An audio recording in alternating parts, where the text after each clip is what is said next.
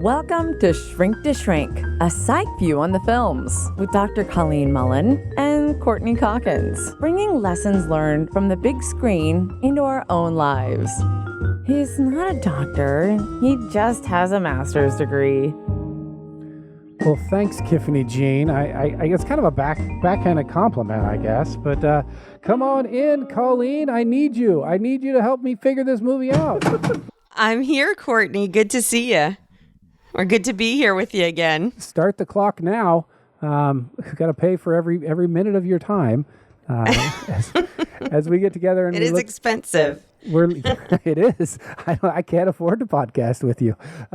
So we are looking at As Good as It Gets. We had Helen Hunt and Jack Nicholson in an unlikely romantic pairing.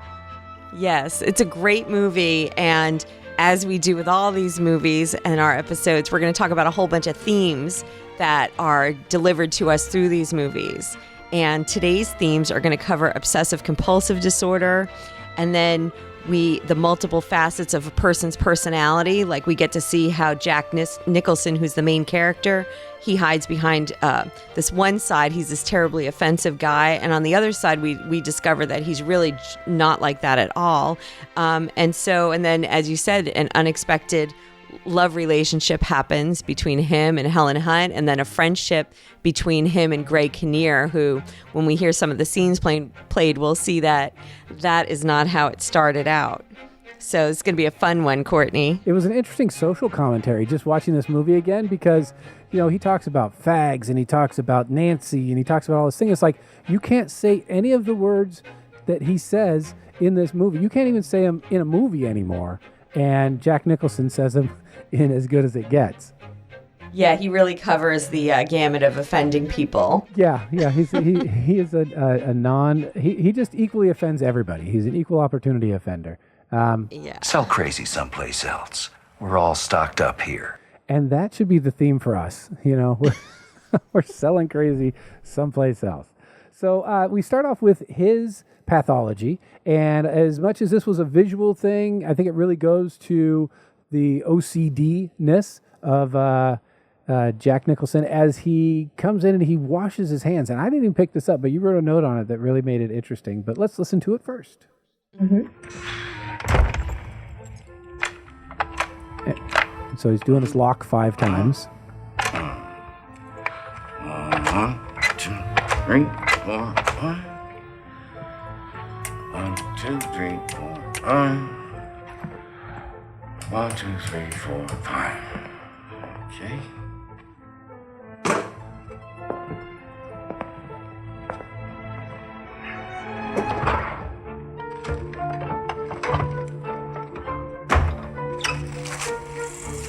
Now he's washing his hands with a new bar of soap every time. Hot. Hot, hot, hot.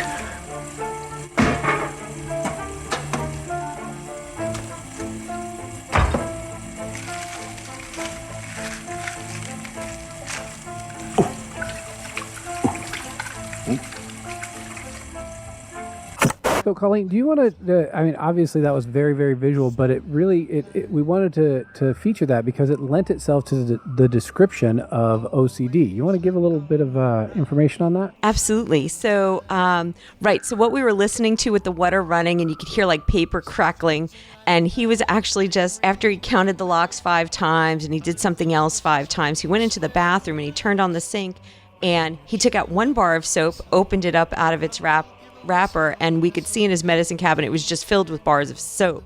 And he washed his hands 1 time, like gave it a pass 1 time with the bar of soap, threw that bar of soap in the garbage, then grabbed another brand new bar of soap, unwrapped it, did it again. He did that 5 times.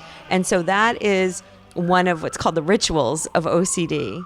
And people engage in rituals to provide a sense of safety for themselves, to calm their anxiety, to let them know that everything is exactly as they expect it to be. But it's all based in, this is not just, as we talked in one of our last episodes, I think it's not just a person who needs things in its place and they're just neat freaks and so they're OCD around the house. That's not OCD, as we were talking about in the last episode.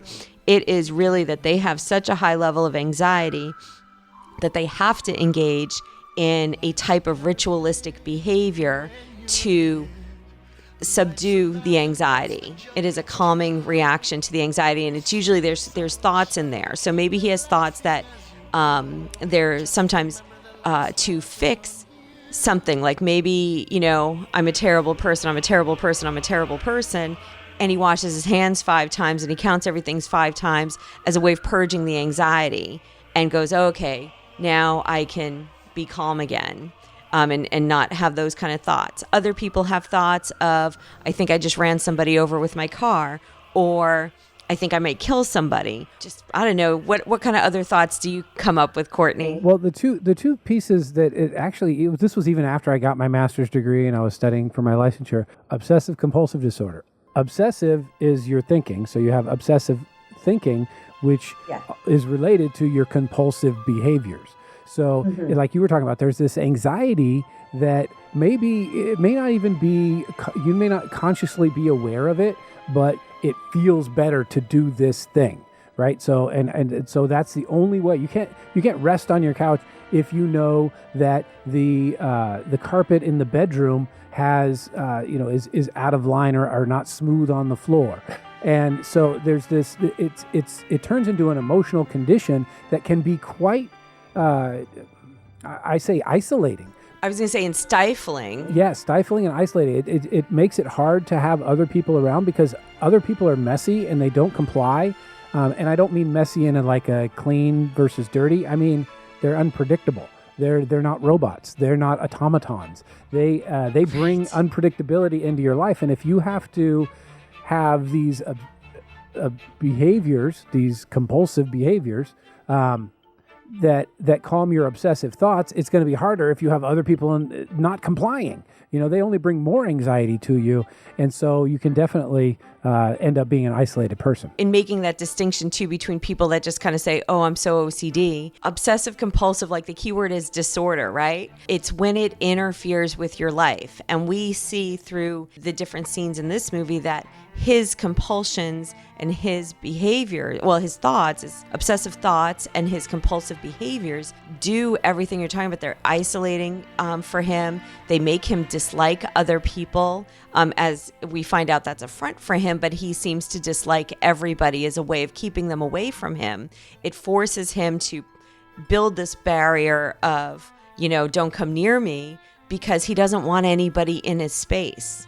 Because of the unpredictable nature you're talking about, they would wreck his little biosystem that he's created for himself. Everything is exactly as he gets to control it in his apartment. And because he lives in an apartment and he's around, his neighbor who is a gay artist who has a dog, Verdell, yeah.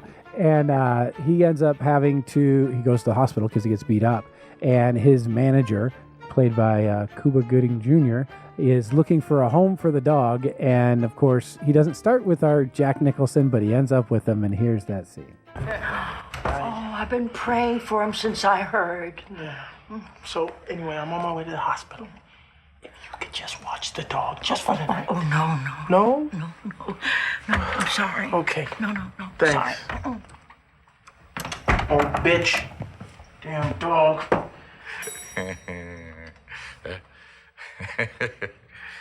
You're taking him.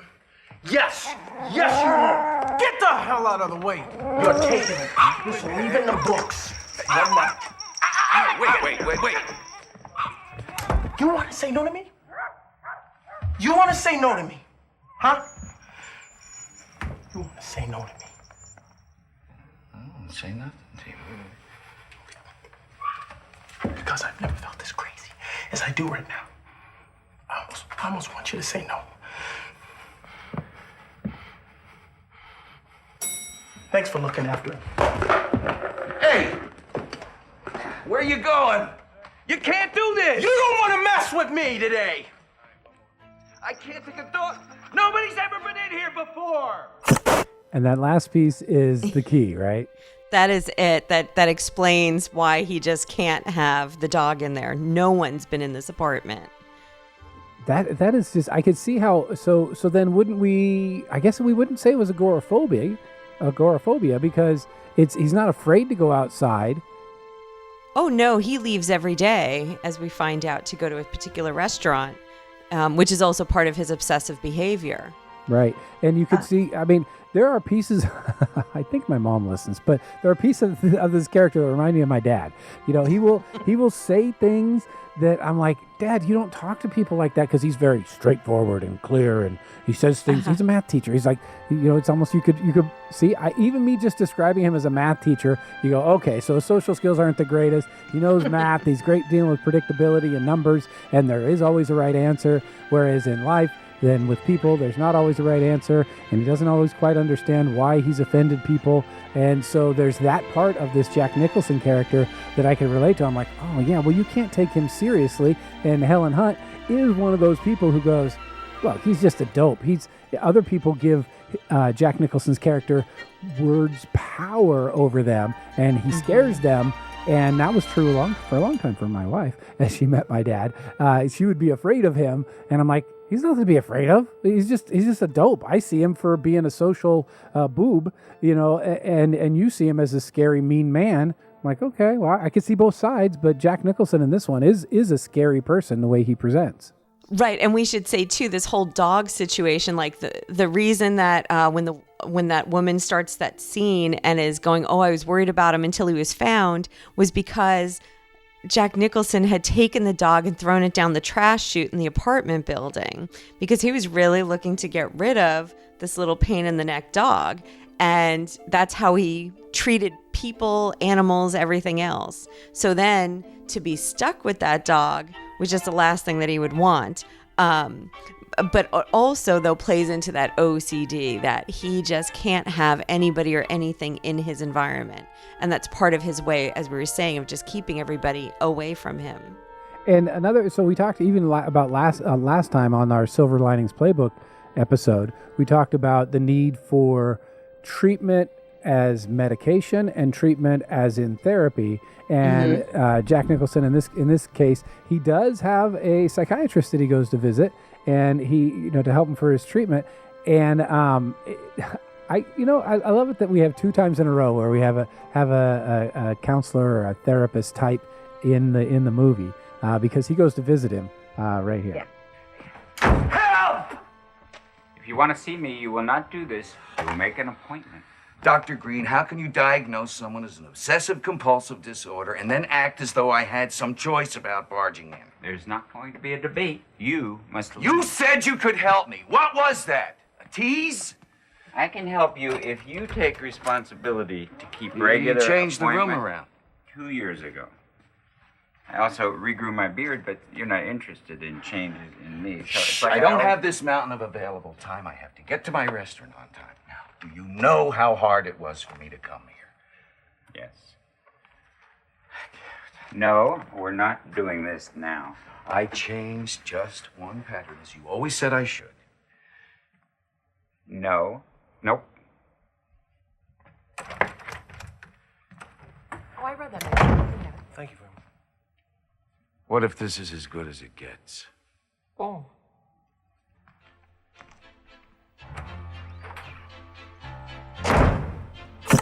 So he goes into treatment, and the doctor, I think, did a great job. Right, I was going to say, for once, like last time, and I think we've done it before, we just, normally can't stand how therapists are portrayed in the movies or on TV. And here we have one who, yay, he has good boundaries. He doesn't just let his patient walk in and take over the place or cater to him in the moment. He sets these boundaries, which is really healthy as far as the treatment goes for OCD. You set the limit and you say that's what it is. And he has to be able to calm his own anxiety. When he says, I love when he says, how can you diagnose someone with OCD and then think I have some choice over barging in here? That's exactly what the treatment is. You want to do these things, but you have to refrain from engaging in the compulsive behavior. And it spikes your anxiety and everything else when in the early days of treatment. but it is how treatment for OCD happens. Yeah, like any change, right? And he even tried to play on the doctor's sensibilities and compassion for other people. Do you know how hard it was for me to come down here and still you're not going to, kowtow to my impromptu visit? And he's like, no, I can't. You have to take responsibility for regular treatment. Yeah. I love it when people are like, yeah, I went to therapy twice and it didn't work. It's like, right. For 2 hours, right? 2 hours of therapy and it didn't work. What miracle do you think happens in these rooms? We're talking. It's basically a lot of times it's like a science experiment, right? You're saying, okay, we'll go out in the world and test and try this and look at it like this, and then when that happens, do this and look at it like that, and then talk to this person about that, and then come back and let's talk about how it works. And to be honest with you, my pet peeve, because I now run a practice with other therapists and I get calls all the time, and people will call up from a list of names given by their insurance company, and they will just call because your name is on a list. And I'll say, because I have this elaborate website and all this information about what we do and who our ideal clients should be, and people will say, oh, well, I got your name from the list. And I'll say, well, did you look up any of the therapists yet? Did you Google us? Did you look at our websites? And people will say, no, you were the first name on the list, or you're the only one that called me back. And I'm like, oh my gosh, that is so not a reason to come in and see me, So, and I will take the time to say, well, we need to make sure this is going to be a good fit. Let me even know what you're looking for in therapy, because people will just say, I just want an appointment. I'm like, well, I don't know what you're coming in for. I mean, I don't know if your clinic works the same way, because I don't know if you're like a certain population that is funneled in there, but that kind of stuff goes on all the time. It's kind of my pet peeve, is that people think that just because we generically are all, like, we're both licensed marriage and family therapists. I also have that doctorate in psychology as well. People think because we have the same degree, that we have the same skill set, that we have the same exact training, that we just are going to do the same thing. And really, therapy is about the relationship between the client and the therapist. Everybody's personality is different, just how you and I can both go out somewhere and meet new people, and I'll like certain people, you'll like other people, because we're different people, and we would gravitate towards other people who are different. So it's the same thing with therapy. So that's one of the things that I wish people understood better about therapy. It's a lot of it has to do with your connection and how well you fit with the therapist, their personality, and their skill set. I think as I've grown in the field and, kind of feel more settled and grounded in, my referral base and what I do, I've been a lot more selective in who I counsel. Because sometimes it's just not a fit. It's not going to work. You and me as a client therapist don't work together. And so because I screen all the referrals coming into the center, I am matching them with a therapist. And so I can talk to them and say, well, male, female, let's start there. What do you have any other preferences, other things?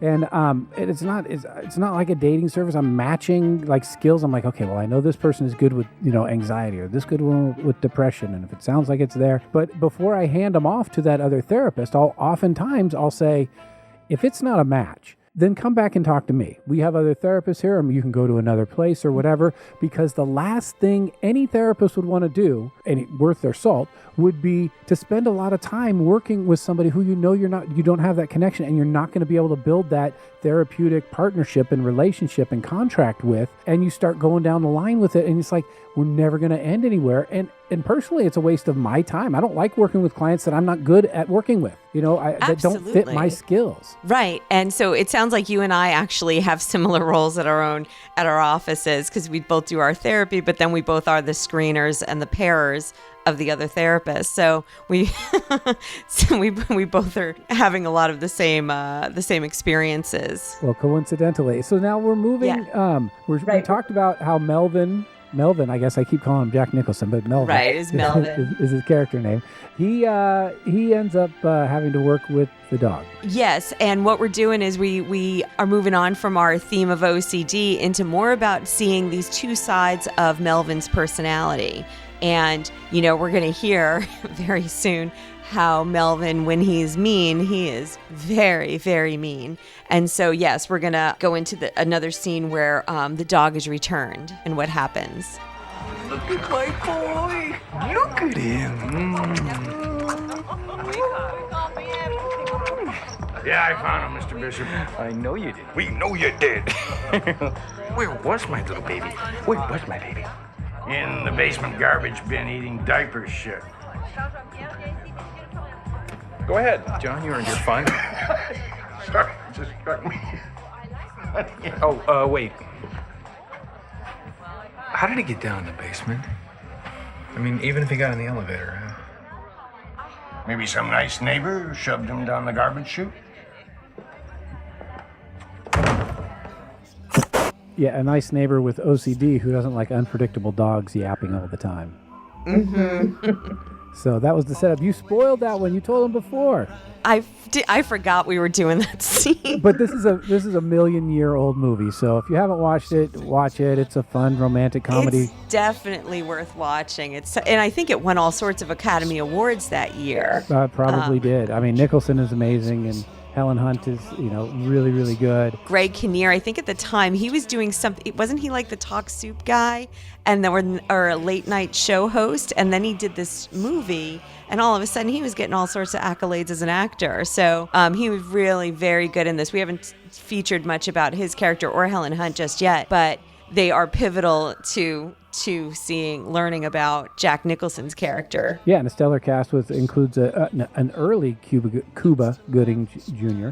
So, It's funny when you mentioned Cuba Gooding Jr. I just watched what was it? Show Me You the Can't Money? Handle the Truth. What's that movie? A Few Good Men. It was just on TV last night. So getting ready for this recording today was a Jack Nicholson with Cuba Gooding, and that was from a long time ago. It was interesting to see them in a totally different capacity in that movie together. Another good pairing. And, Yeah. we talked about, how Melvin is kind of like my dad. And so he's very straightforward in the way he speaks. And Melvin doesn't mind telling people how he believes things ought to be. Mr. Udo, I'd like to speak to you, please. Let me do this by myself. Are you in there? Son of a bitch! Pansy-ass stool pusher. Yes! Maybe this can wait. I found Verdell, Mr. Udall. Oh. That's a load off. Uh-huh. Did you do something to him? Do you realize that I work at home? No, I wasn't aware. Do you like to be interrupted when you are nancing around in your little garden? No, I actually will turn the ringer off of my phone and sometimes put a piece of card. Well, I work all the time. So never interrupt me, okay? Not if there's a fire. Not even if you hear the sound of a thud from my home, and 1 week later, there's a smell coming from there that can only be a decaying human body. And you have to hold a hanky to your face because the stench is so thick that you think you're gonna faint. Even then, don't come knocking. He has some pretty serious rules, I guess. I love that he just says, don't come around. And he cuts him off, and he's just mean. And here Frank is, the Greg Kinnear character. He's trying to have the confidence to go and confront this guy, and he just cuts him down. The way that relates to the mental health disorders is basically he's like, look, I don't want anybody in my life. I don't want this unpredictability. It's almost there's when you can't pick up on social cues and you just, it's a classic engineer type or autistic. I was gonna say, you're talking about like Asperger-like people who just, the social connections don't get made. They don't read facial expressions. They don't read emotional cues. Right. Normal social cues. Yeah, tone and all the rest of it. He doesn't, and he has no awareness of how, he may have an awareness of how he presents, but he really doesn't care how he presents because his goal is all to get what he wants. That's what's getting presented to us here, yes. And it leads him to this life that he has. It's really isolated. He doesn't have any friends, but he is comfortable in his own skin, we find out, because he just he'll do whatever he needs to do in order to keep his little system running the way that he wants it to run. Yeah, like in his conversation with his psychiatrist, he's like, look, I don't have any time. And I kept thinking, he has all the time in the world. He's self-employed. He writes, he does it at his own leisure. He's like, I got to get to my restaurant on time. On time. I know. I'm glad you caught that. And the next scene that we're going to is another really offensive one where he is in the restaurant and doesn't care much about what he says to whoever he says it to. Yeah, because he's got to get what he needs in order to appease his anxiety, right? So he shows up at the restaurant and his table isn't available. This way you take a cab home so you have time to get ready for the date. Ready is not my problem. I'm starving. Brian, go on, sit down. You know you're not allowed back here. Spencer's more excited about it than I am. He says, Mom, I promise not to get up here for coffee during your date. Sometimes he's a kid. You just want to... I've got Jews at my table. It's not your table. It's the place's table. Behave. This once you can sit at someone else's station. Or you can wait your turn. I've had him for a while. I'm glad that you sort of let him go. So he goes to the table. Yes. How much more you got to eat?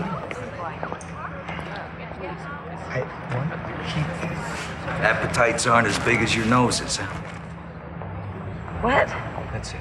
Forget it. That's it. All right, let me talk to I don't care how many people buy his books. Come on. I'm going to talk to give him one more chance. Barred for life. Here I go. Here I go. Here I go. Wow.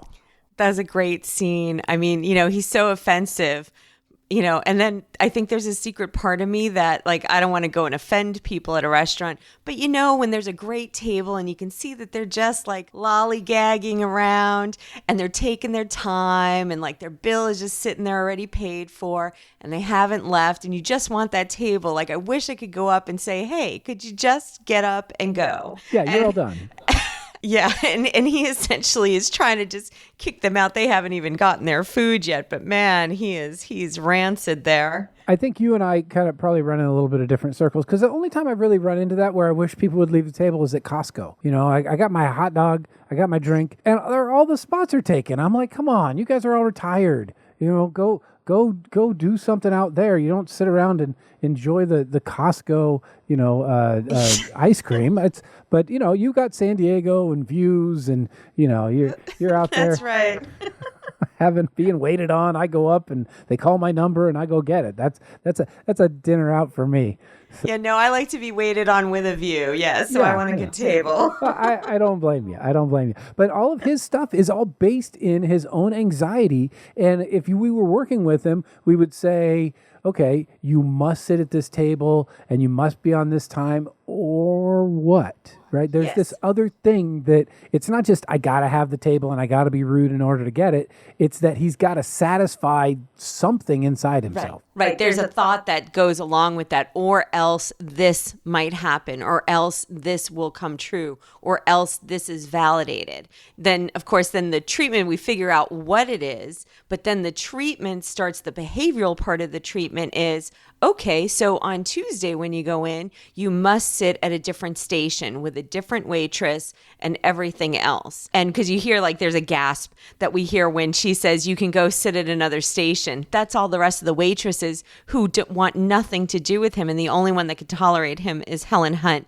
And she's kind of treated him like a big, like a 60-year-old baby, talks to him like he's a toddler, puts him in his place and says, if you want to do this, that's fine. Otherwise, you're going to leave and not get served at all. Yeah, it's a parent-child relationship, that's for sure. Yes. And she's, I guess, maybe being a mom of a sick kid or whatever, maybe it's just kind of part of who Helen Hunt is. We don't know about her backstory and how she was raised. But she's definitely able to tolerate him and not to be offended, as she could be 1,000 times in this movie with her interactions with Melvin Udall. But we've just have established that he is a writer and that people do buy his books. That was what the manager said at the end of that last quote was, I don't care how many people buy his books. I don't want him in my restaurant offending people. And she's like, I'm trying. Let me go. I'll go take care of him. Right. And I already did one spoiler, so I'm not going to let you spoil what kind of books he writes about, because I think we do cover that in one of our later scenes, because it's quite a surprising thing.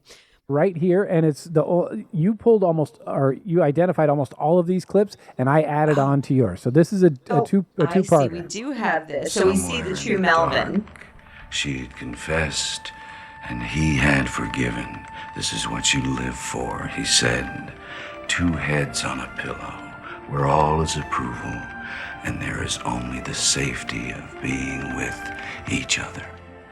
How, she wondered, could she find such hope in the most shameful part of her? At last, she was able to define love. I can't resist.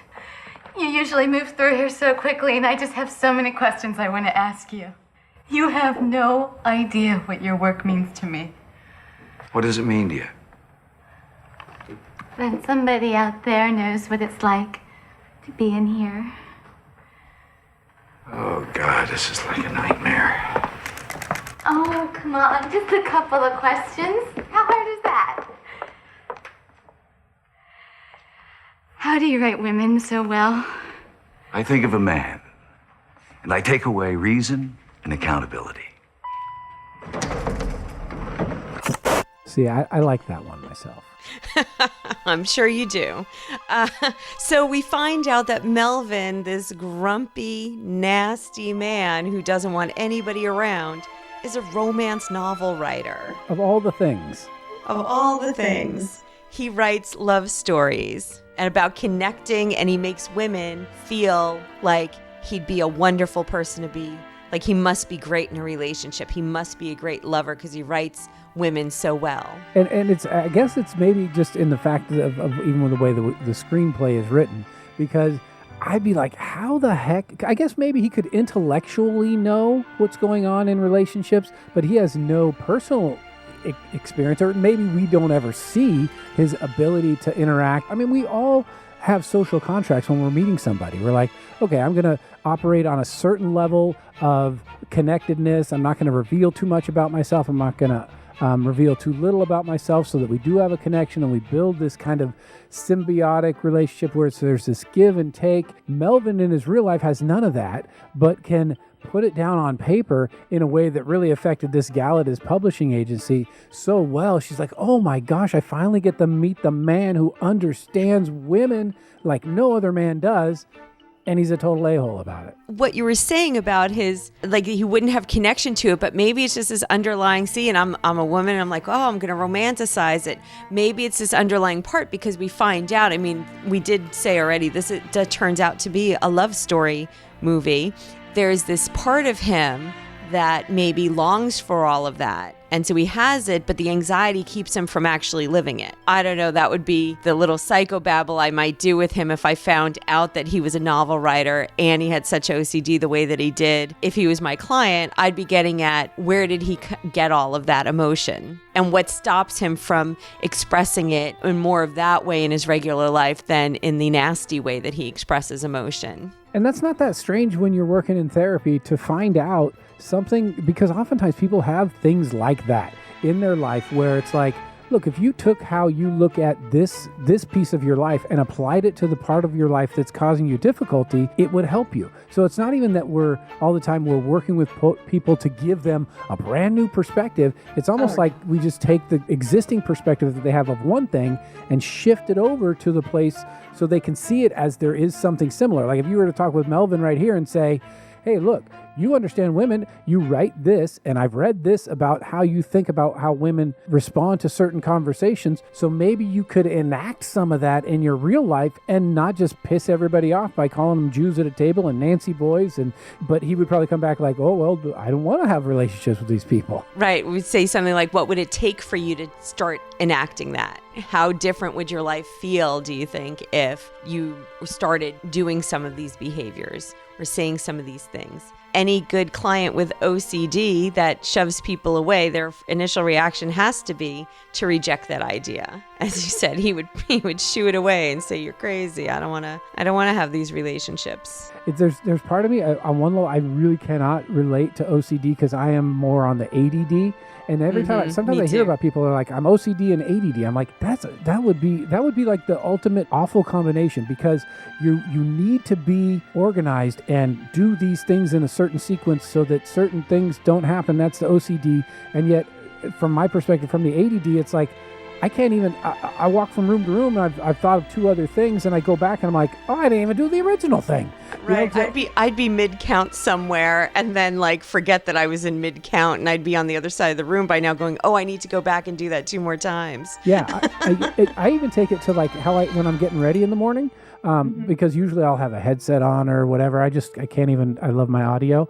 Or even if I don't, I take everything out of the medicine cabinet that I need, like deodorant and hair gel and toothbrush and all the rest of it. I set it on the counter, and then as I use it, I put it away. So if I look up there, I'm like, okay, I've already put on deodorant. Don't need to put on deodorant again because it's already put away. And so because I'm so ADD, I can't even remember, did I put on deodorant? Did I brush my teeth? Did I do hair gel already? I don't know. So I'm relatively simple, but I honestly, that's one of the ways I teach myself to manage my ADD. So I couldn't be OCD. Yeah, I think you're normalizing a lot of people's experiences. I think a lot of us out there relate to the ADD. I know I do a little bit. I always have 10 million things going on, and half the time I have to send myself emails to keep track of things. Right before we started recording, I got a phone call after that, and I know what I need to talk to this person about, but I wrote myself this list of a memo because I know by the time you and I record and then I call this guy, I'm going to be like, oh yeah, could you do this and this? And then 3 hours later, I'll remember all the 4 other things I need him to do. When my kids were growing up, my wife's like, our kids are ADD. I'm like, I don't think they're ADD. I think they're AD. I think they're attention deficit, but it's not a disorder. It's developmentally appropriate for them at this point that they can't keep track of the 3 things. I want you to pick up your backpack, get your shoes, and take out the trash. They're like, they pick up their backpack and then they come back and they go, what was the other 2? So I think it's normal, but it's not a disorder. It's attention deficit, but it's definitely not a disorder. Right. So our next scene that we're going to do with Melvin is again in the restaurant, and got some off-color comments to the waitress, but we also see this other underneath side of Melvin, the softer side of him. Can't live without me, huh? I'm finally going to ask. All right, what's with the plastic picnic wear? Why don't you try ours? You afraid it isn't clean? You okay? Yep. Oh, I see the help. It's a judgment call. So give yourself a little pep talk. Must try other people's clean silverware as part of the fun of dining out. What's wrong with your son? Yeah. What do you care? He's got to fight to breathe. His asthma can just shoot off the charts. He's allergic to dust, and this is New York, so his immune system bails on him whenever there's trouble, so an ear infection. Is this bothering you? An ear infection, whatever, sends us to the emergency room 5-6 times a month, where I get whatever 9-year-old they just made a doctor. It's nice chatting with you. What? His name? Spencer. Okay. Spence. And that was a real human connection there for Melvin Udall. Yeah, he was really trying there. And we start to see that he's asking because Carol means a lot to him. It's not just he sits at her table. She's part of his obsession, sort of in a stalkerish way, but not in a scary way, but in this real odd, like, what are you doing kind of way. It's funny, you made the notes and identified the clip, and I liked what you wrote. You wrote, this is the true Melvin. These last 2 are the true Melvin. And I'm like, maybe the true Melvin is the a-hole Melvin, and maybe the pretend Melvin is the guy who actually is trying to go, okay, now what's going on with your son? And he's just like hanging on to to interest in another person like he's on the ledge, and he just doesn't want to fall because he's like, I must try to pay attention and care because I got to keep her in my life because it's about my anxiety. I don't know if that's is like the inner cookie, or is that just something that he's adapting so that everybody in his life doesn't leave. I was sure you were going to call me on that, because I know when I do. At this point, I'm learning that if I put something at absolute, you're going to go, hey, I'm not sure. So on that, you're right. And I romanticize things. So when I see that he's got this softer side, and I'm like, oh, he's just a broken guy emotionally, and he just doesn't know how to express himself. So he does it in these undertones, and his facade on the outside is this crazy, angry guy. But that's just me. That's not really the therapist. That's the romantic, woman inside.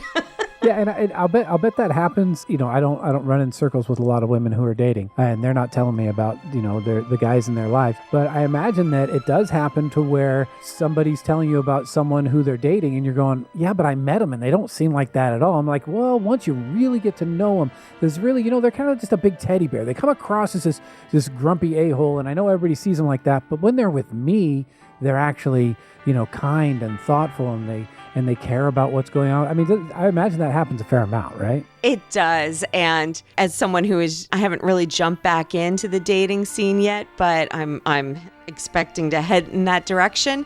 I've learned enough over the years that, and I counsel my young women clients on this, like, you can't date potentially good guys. Like, and guys can't date potential women either, right? You can't marry potential, you know, and that's kind of what that is. Like, when they give you two different sides, it's like, well, then why do they need to look that way on the outside? What is going on for them? Because if, like, we'll just do the guy side of things. If you got this big grumpy guy on the outside that nobody really can stand, then what kind of social life does he have? What kind of friends and relationships has he established and built over the years that say that you can sustain a relationship with him? Because how long is he going to be able, if that's, you know, you might think, as I was doing the romanticized version of it, you might think that that's his true self because that's what he shows you, you know, behind closed doors and everything. But as you said, maybe the true self is that one that's just out throwing garbage around at people and, you know, is just grumpy and has a bad attitude and is pessimistic. And if that's the case, that's who you're really going to get. You know, you only get pillow talk a certain amount of hours, maybe a week. And as the relationship goes on, maybe a month, you know? And so 90% of the stuff you're going to get is what he does outside of the pillow talk. You have to be able to live with that person. Well, you know, it's interesting as I think about you on the dating scene. It would be one of the things, and I would be plagued with it too, you know, because you would go out there and you're like, oh yeah, and just as a not like first question, first date, but somewhere in there you're gonna say, oh, like, how did your last relationship end? And then they tell you about it, and then they pathologize their ex, and they make it, and you're like, oh dear, we're going to be in trouble now, because there's like this black and white, they're in, they're out. If they're against me, then I hate them, and all these bad things about them. And you're like, okay, well, I'm next on that list if we get in a relationship. So I'm sure that's some of the evaluation that you would do and counsel people to do. Yeah, there's that. And then there's like the thinking, well, if these are the women he's dated before, and he's got negative like breakups and stuff. It wasn't like they broke up amicably, they just grew apart, whatever. If there's always a negative story to it or an absolute cutoff, I think, well, what about me is similar to those women that he wants to put me in the same club as, like, at some point he was into those women. Then I also, you know, like, I think I've talked before, like my, you know, so I'm getting out of this marriage now, but, you know, like 15 years ago before the marriage when I was dating and, you know, and everything, and was in graduate school, I just remember every time I told a guy that I was a therapist, like 3-4 dates in, they'd be like, so how are we doing? Are we like doing well in like the relationship department? And I'd be like, okay, like we're on a date. I'm not evaluating what's going on here. So I think part of me is like, you know, besides the fact I need to let my marriage, you know, be done and kind of take care of myself for a little while, I am kind of hesitant to go like, what is it going to look like now when like I'm like 15 years into being a therapist and all I do, I do a lot of couples work and stuff, and how's that going to blow over in a dating scene? Yeah, because you know, in our positions, we don't see the healthy ones, right? We're not seeing the marriages that are. So we could kind of get a negative view of how relationships actually work, even though we know the ideal and we know the real, and then we know when it's bad and sour and how to help families get back into a positive way. But I just imagining being out on the dating scene again from my perspective is like, you can see the baggage and the things that people tell you in their lives. You're like, okay, that's baggage. That's going to be a little PTSD reaction there. That's going to be how they form their relationships with females. And then see, I so don't want to do any of that. But how do you turn it off? I mean, that's what I mean. Now that you've been doing this for so long, how would you possibly turn it off when you're dating? You would see Melvin Udall and you would say, never. I don't care. how sweet his inner cookie is. I can't date this guy. Yeah, no, I know at this point who I could or couldn't date, but then there's the never ending, like I just got it the other day from the Uber driver when we're talking about, oh, what do you do and stuff like that. And somehow also, are you single or you're not kind of thing came up. And he goes to your marriage and family therapist. He goes, what do your clients think that you're getting divorced? And I'm like, well, they don't know. I mean, if they listen to anything I do on the internet, they do. But, it's not part of what we talk about, but there's that stigma that goes, because I actually, as you know, like that's the dilemma of being a therapist, is that people have these perceptions that like, if you're a good therapist, it means you're good in all aspects of your own relationships in your own life. And man, like I know, and my clients could tell you, I am a really, really good couples therapist. I help relationships every single day. And then I've made choices in my life that didn't work out in the relationship department. And I know exactly why. And I know that I didn't leave my marriage easily. I know I tried and tried, but you can only do so much on one side of things. You need somebody who's willing to also say this is a two-way street. In my own personal thing, I have that tendency to go, oh, I'll just do it. Like I see the obstacle and I'm like, well, I can handle that. So I'll just take care of it for us. And then I get, almost a decade into things and go, oh, I've been carrying this. I know that my ex is probably listening. And so he knows we have a friendly separation going on, and he knows that this is no secret. There's that dilemma of like, how can you be a good therapist or a good relationship therapist and have a bad marriage? We're all human, and we all come with our own baggage, and it's easier to see other people's and help them sometimes than being immersed in your own. Yeah, it's definitely, I mean, my wife tells me all the time, don't therapize me, right? Don't do your therapy on me. And I'm like, well, I'm not doing my therapy. I'm doing communication, but okay, I won't go down that road. In addition, I always think of it like like a sports metaphor, happen upon that as a male. Not always, well, actually rarely are the best coaches the people who are the best players. That's right. That's a good way of looking at it. You look at the coaches on the sidelines and you're like, yeah, I think you were like a third stringer at some point on this. And when we're helping couples, we're helping from a third party perspective. We're not helping from being in it. When you're in it, it's totally different, and you can't do good therapy if you're in it, because then you're in the triangle, in the chaos, in the hurt feelings and all these other pieces. So you have to have that distance as a good therapist in order to point out things about both parts of the couple. And when you're in your own relationship, you can't be that third person. You can't be outside. That's why therapists need therapy, because we need someone else to kind of look at it and go, yeah, I kind of knew that, or I would know that if I was the therapist for me, but I'm not the therapist for me, because I understand why there's no way. So you got to get that outside input. So where are we with these scenes now? So wait, I want to put you back on the couch. All right. So Noah, here's what Melvin is looking to, what we would call, what you called his calming person. And so he goes to visit her.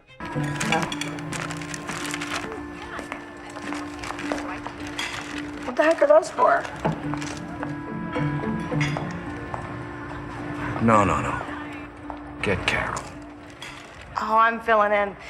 We don't know if she's coming back. I think she might be getting a job closer to home. Why plastic? What are you trying to do to me? What the heck do you mean? Look, Elephant Girl, just go get Carol or something. Just have her do my one meal here. I'll pay whatever you want. I'll wait. Do it! Brian, code blue. Brian. No.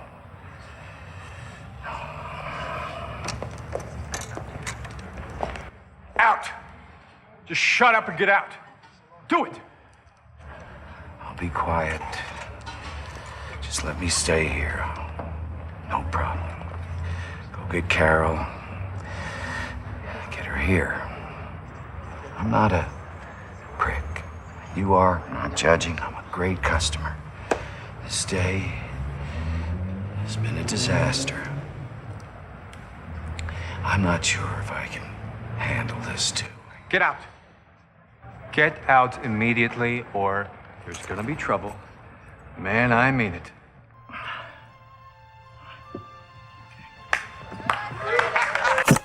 So without Carol, Melvin can't be mellow.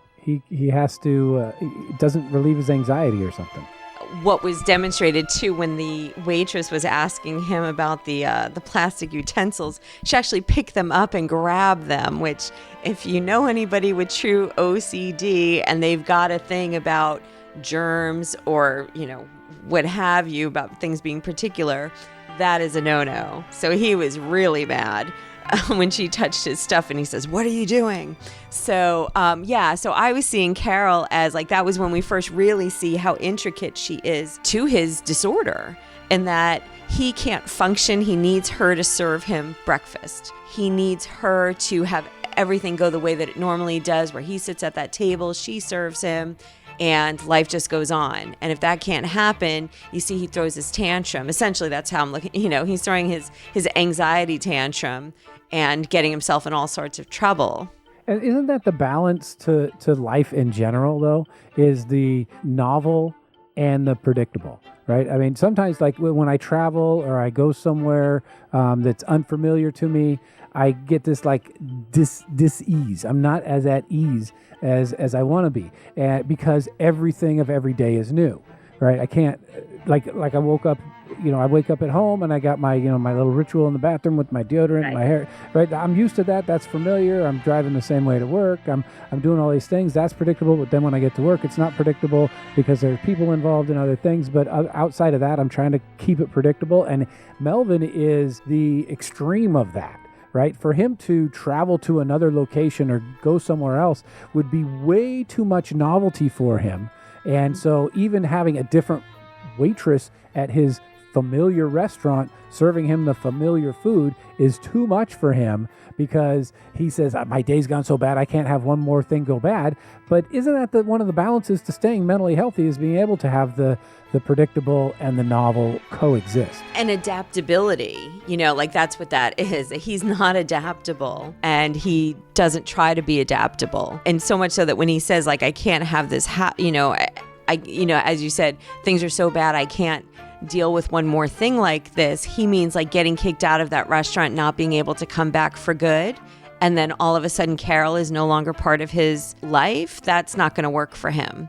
But he says, don't let this happen. But it's not like he begs for it or apologizes. No, he ruins it. He just says, I just can't have this happen. And he says, and then he says something that assures that he's going to get kicked out. He goes, I'm not trying to be a prick, even though you are. It's like, what? You just insulted the person who has the power to keep you in the restaurant, and you didn't realize because of your own anxiety that you need to say.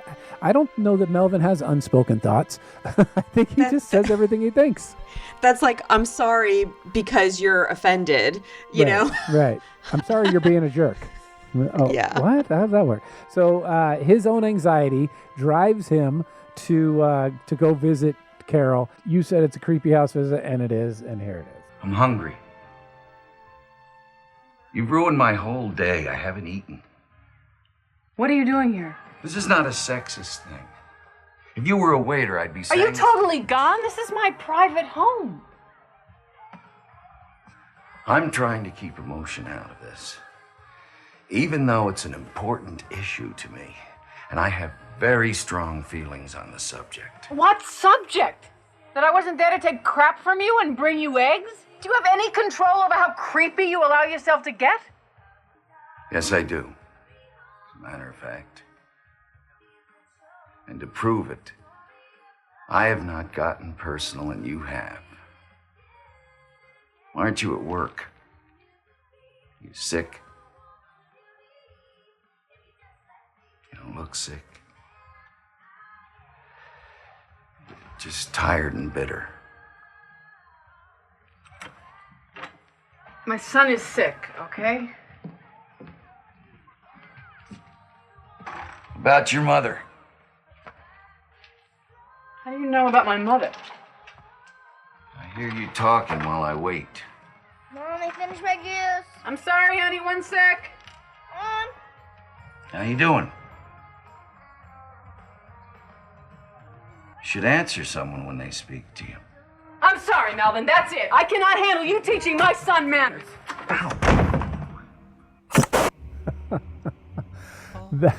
I think any parent would react like that if Melvin tried to parent their child. Oh, yeah. And just, I mean, could you imagine calling out sick and one of your clients showing up at the house going, hey, why are you not there? You don't look sick. Yeah, you just look angry and bitter. What? I mean, I guess that's just I don't know if he got Best Actor, but he probably got a nomination for it because it's like people don't act like this, and he carries it off so well because there are a few people who do act like that.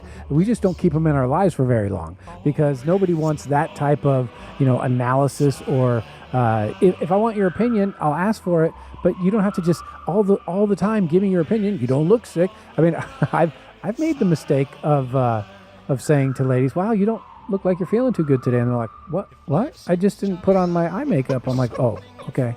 I'm sorry. I was trying to be empathetic and should have not spoken that thought. So, yeah. You should have said, how are you doing today first, and let them confirm or deny what you thought was going on. Right. Then you can say, oh, I was wondering because you didn't look so good today. Yeah. Or you looked upset, or you didn't look as well as you normally do. There's some way. Talking about women's looks and if they're pregnant or not, or whether they're wearing makeup or not, or if they got their hair done, I've taken to, hey, I like your hair. Not you got it done, or it's different color, or it's a different style, because chances are it's probably the same.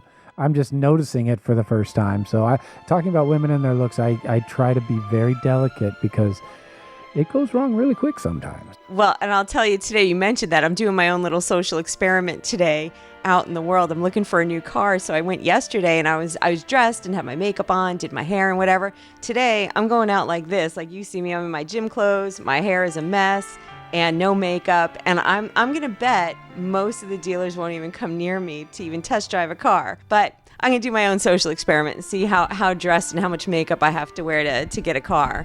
So or the price. I wonder if they'll give you a different deal if they think you don't have as much money. No, when I come back to deal with the money, I'm going to wear makeup and have my hair brushed. Yeah, exactly. A little sweet talking.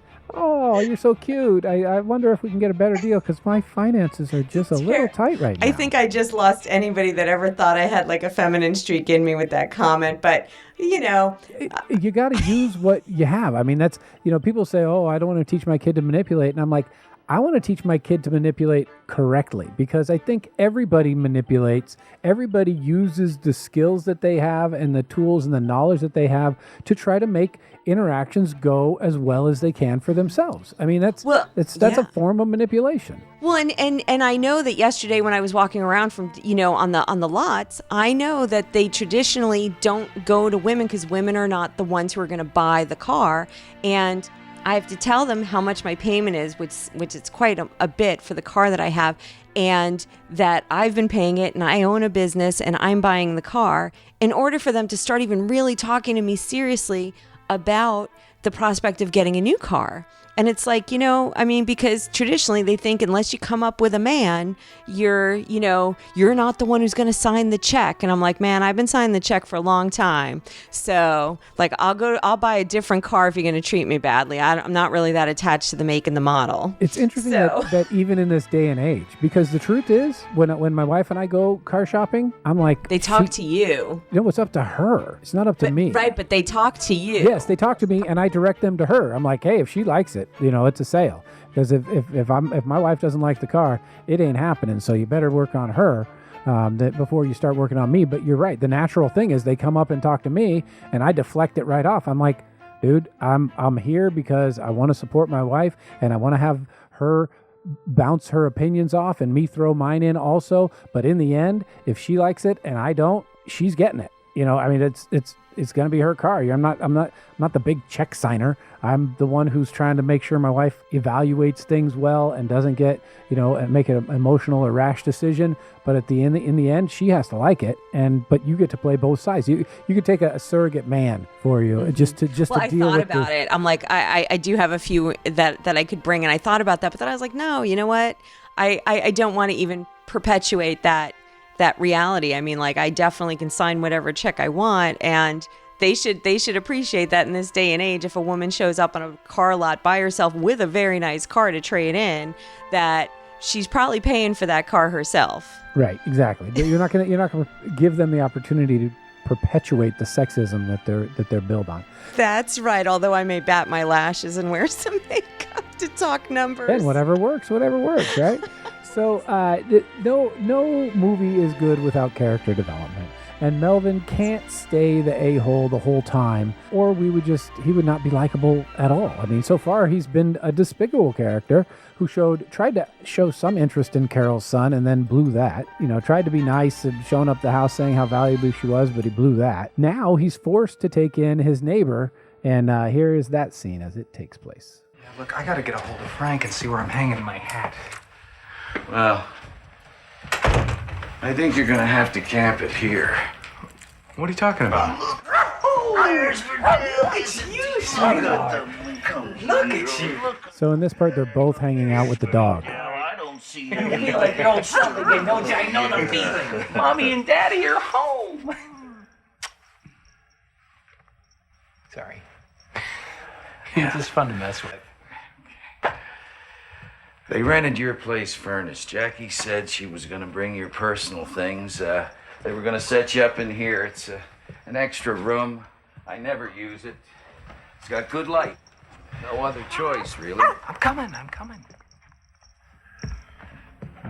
Well, it's nice. It's looks good. They got your music, paints. Have to say they did a good job. It's gonna be okay, huh? Cozy, huh? Yeah. Thank you, Melvin. You overwhelm me. I love you. I tell you, buddy, I'd be the luckiest guy alive if that did it for me. I love that line. It is a great line. So we see that the character change in Melvin isn't done through treatment. It's done through a relationship he's building with Carol, right? Yes, and he's building compassion and just so everybody knows kind of understands. So Simon is that neighbor that he told that no matter, even if you smell my body rotting, don't come knocking.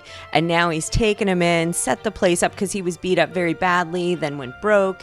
And so he's had this horrible storyline throughout the movie. All along, Melvin was so unsympathetic towards him. But then really when it comes down to it, he's got a kind heart and he's genuinely takes him in and sets him up to take care of him.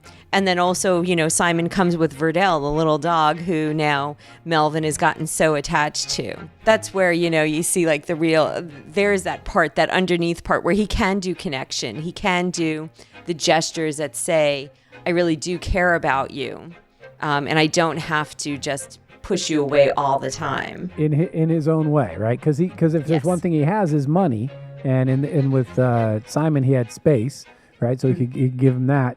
And with Carol, he tries to go after her, hopefully not in a purely manipulative way to get what he wants, but the thing that matters most to her is her son and the illness that her son is experiencing, and this is how Melvin reaches out to Carol in that way. Mom. And here, Mrs. Connolly. What? Hi. What? Please, what? Just tell me. I'm Martin. What? Please, just tell me. I'm Martin Betts, Dr. Betts. Not your name. What are you telling me your name for? Where is he? He's in the bathroom. Hey. What's wrong? Nothing. Did you know there are doctors come to your house? No, I didn't. I'm home. So what are you doing here?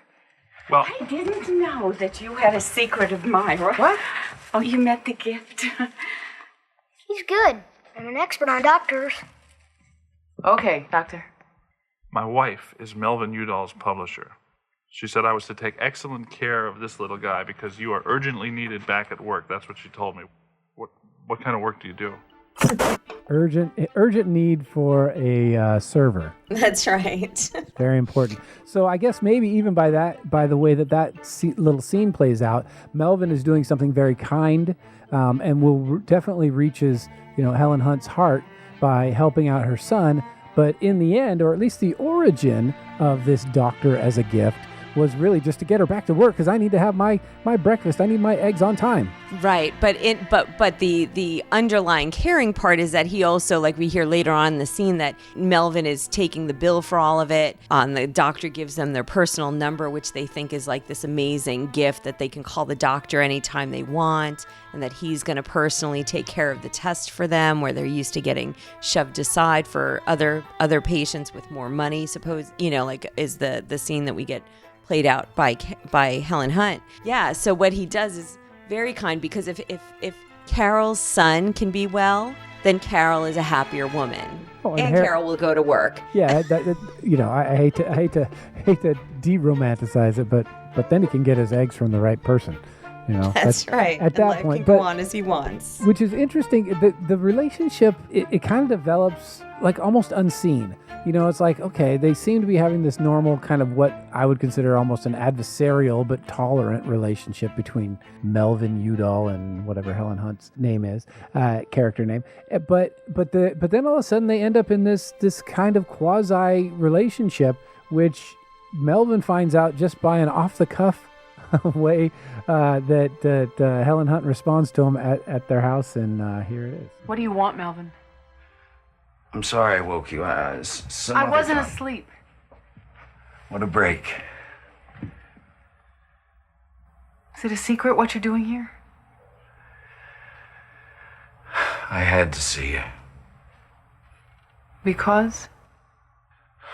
It relaxes me. I'd feel better sitting outside your apartment on the curb than any other place I can think of or imagine. No. That's overstating. I'd rather be sitting inside on the steps because I don't want to get my feet in the gutter. What would that serve? Stop it! Why can't I just have a normal boyfriend? Why? Just a regular boyfriend who doesn't go nuts on me. Everybody wants that, dear. It doesn't exist. Oh, I'm sorry. I didn't mean to interrupt. Boyfriend.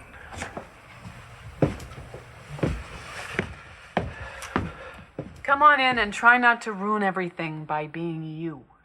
Maybe we could live without the wisecracks. Another great line about the normal boyfriends don't exist. Everybody wants that, but they don't exist. I love it. Yeah, and that's I think as we get older and older, we just have more. I think that it's a double-edged sword, right? You realize that you can deal with other people's stuff, but there's a lot more of other people's stuff to deal with as we get up in age and we come to relationships from different places. You can be more understanding, more tolerable, but you also can look at things and go, man, they've been hurt in every way that I'm potentially going to hurt them, even though it's not to the same level or the same gravity. You still have what are like I would consider like almost minor PTSD reactions. Someone says a certain word and you're like, oh, my boyfriend said that word, and then 2 weeks later we broke up. You know what I mean? So you have all these other layers that happen, and the mom wisely says, everybody wants that. It doesn't exist. Wise woman. So we can't help but go down. We always end, and I think you for some reason we've been doing romantic comedies, I think, the past couple. And I'm always like, run like hell. And you're like, oh, but they're sweet. They can work out their differences. They can get things, going, and it can happen. And the truth is, of course they can. But as an objective outsider, I'm like, why would Helen Hunt even consider dating this guy when he's such a nut? I'm on that page with you in this one. Like, I think, okay, so we were talking about you can't date potential. So she's doing exactly this. She sees this broken guy, and she can sense that he's got this heart. And he has said, and throughout the movie, there's a couple of other scenes where really nice romantic things that he says about how he wants to be a better guy and all this stuff. And says all this stuff that this lonely woman wants to hear. And I think, we see that she's got this dating life that just looks like guys that want to hook up with her and don't really want to get involved with her is what show us in the beginning. You get that she's super lonely. She wants comfort. She wants someone who's going to be warm and caring. And so Melvin shows her that, and that's good. But the reality is he's going to be, as she says, come in and don't ruin it by being you. That's going to be the theme of this relationship, is that there will always be that like edge of when is the next bomb going to get thrown into the room? Like, who is he going to offend when they go out? What if she wants to go to a different restaurant? You know, I mean, gosh, that's going to be tough to negotiate how they go out on dates because he can't go anywhere. Well, if there's one thing we know that Carol is good at, is taking care of people, right? She takes care of her son, or I think her mom even lives with her, or maybe she lives with her mom. And, she takes care of Melvin at the restaurant. And so as long as they have that type of relationship, as long as it's a parent-child relationship, then I think it'll be okay, right? Right. We would call her the overfunctioner as opposed to the underfunctioner. What's that? Murray Bowen in Bowenian therapy. So we're at our last scene. So we are getting then the big ending romantic speech. And then we'll come back and tell you about how you can find us all over the place. It feels a little confined in here. Let's take a walk. See, it's 4 a.m. Walk sounds a little screwy to me. If you don't mind. Well, if you need an excuse, there's a bakery on the corner. We got a good shot it'll be open soon. That way we're not screwy. Just two people that like warm rolls. Okay. So that makes sense. And they take their little walk. And even then, I'm sure you were doing the same thing as I am. Like, okay, he can't even walk. He has to jump over every crack, and he has to walk around. He can't even walk just down the sidewalk holding her hand, on the way to get warm rolls. Yeah. So, and then there is this final scene. I don't know that there's this romantic stuff that he does say to her. So I thought we were going there. But yeah, what he does though, in that part though, what we hear is he found what I call the workaround for what's called a perpetual problem in a couple. There's this idea that all couples have these differences. And as I was saying, that the theme of his dysfunction in the world is going to be an obstacle, like a perpetual problem in this relationship. And so couples, like if somebody's a hardcore Republican, the other's a Democrat, they have to find the workaround. And the workaround for that couple may be that they just agree to disagree. And once they start talking politics, they'll get out when it gets heated. Or if somebody's always on time and somebody's always late, the workaround is that they have a conversation about when things are really important for the one who needs to be on time, and the other one, gets to say, well, this is one of the times where I don't want to be on time, and the other person agrees. So couples find the workaround. So what he did, he said, well, instead of us looking screwy, we can just look like two people that like warm rolls. So he found the workaround for like this dysfunction. He might want to get out and walk at 4 a.m, which to her is kind of weird. And he says, well, here, I'll legitimize it. I'll give us a reason that says this is not so weird anymore. So I thought that was kind of cute. Well, cute, and I'm going practical. I'm saying I do that stuff. I don't want to date him, but I thought it was cute for a movie. It is cute on that front. And I do that type of thing all the time, because there are times where it's like, all right, why? And I used to do this thing called geocaching, which was, it's high-tech treasure hunting. You use a GPS, and now you can use your phone, and you go find these little containers in different places, and you have no business being anywhere where you are, whether it's in the city or in the country. And so I would just make up backstories in my head about how people could possibly see me. Why am I spending 7 minutes walking around a stop sign at a corner? Because that just looks crazy. And then I'm like, okay, well, you know what if I wore a reflectored vest? Then they would think that I was part of the city, and then they wouldn't think I was a weirdo. And the truth is, in the end, nobody okay, everybody sees them walking to get warm rolls. They don't know that. They don't know any more than these two are crazy people walking around at 4 o'clock in the morning. But because they could overlay what they were presenting, even though nobody would get that from watching them, just like I was like, okay, well, I'll present that I'm wearing this reflective vest so that people will think that I work for the city and not think I'm some crazy lunatic walking 17 times around a stop sign, looking it up and down and looking in the bushes next to it and all the rest of it. So yeah, if you can create a backstory on anything, it can make you feel more comfortable in what you're doing. Odds are people aren't. That's the one thing I learned about geocaching.